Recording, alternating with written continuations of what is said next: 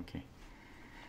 Saleh, you are one of the patron of the Festival Cine-Palestine, which starts on the 29th of May in Paris. And you'll be there actually. And what's, in your opinion, why is it important to have this type of festival more, in a way, activist than the big sort of market festival as well? Because it's an opportunity to share our stories with the people from all around the world. It's Paris. It's open to all kind of people from all around the world, and it's the capital of Europe in sense of cinema and culture.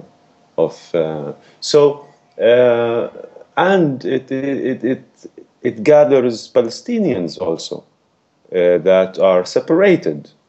I mean, Palestinians from Gaza, Palestinians from refugee camps all around the world, and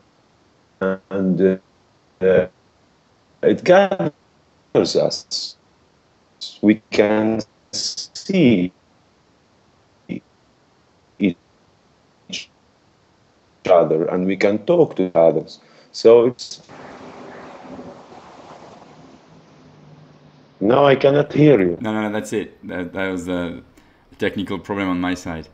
So yeah, and you think it's important as well, like for sort of, you know, European filmmakers that are sort of privileged in a way, to show solidarity with sort of filmmakers from Palestine or other places that are less privileged, and then they get less chances to sort of show their films and their work. Yes, of course.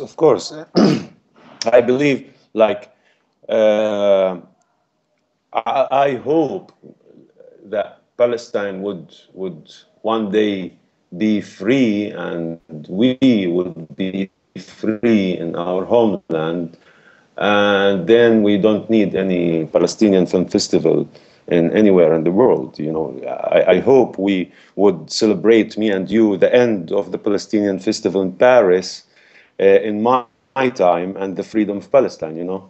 Inshallah. I want to ask you also about, you know, you've got, like, in Israel, a new government. I mean, I said you've got, even if, you know, it's not really your government.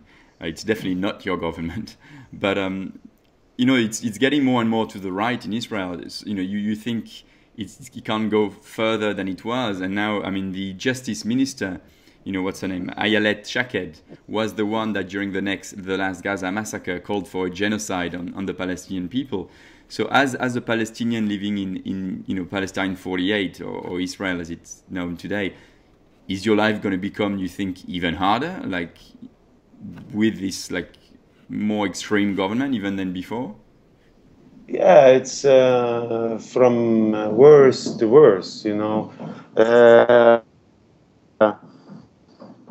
This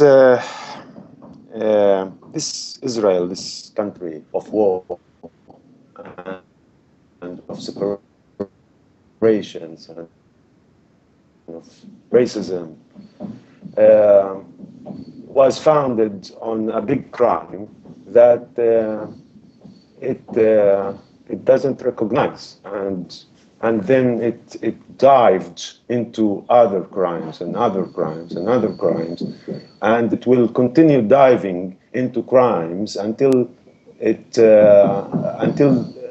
they recognize the first crime. You know, it's from worse to worse, and I'm optimistic. I mean, I'm optimistic in the long term, not in the short term. Okay, I'll finish with I'd like to ask you a question about this play you just did in London, Fireworks. I think it was about people living under siege, right? The trauma of people living under siege. And yes. How was the play, and how was the sort of the reaction in London of, you know, from the audience? And was very, very touching play, very moving to me and to the audience, whether they were English or foreigners or Palestinians and Arabs. uh, uh, uh,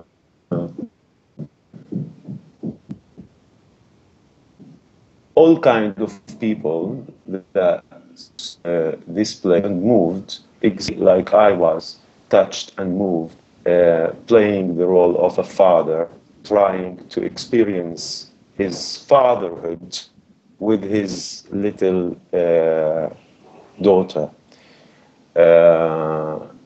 and trying to experience his being a husband and a man with his wife. In these circumstances, it was a very hard job to experience this, just normal things that everybody has the right to live it and to experience it. So it was touching to me, and because it was also the first time I act with a little girl on the stage.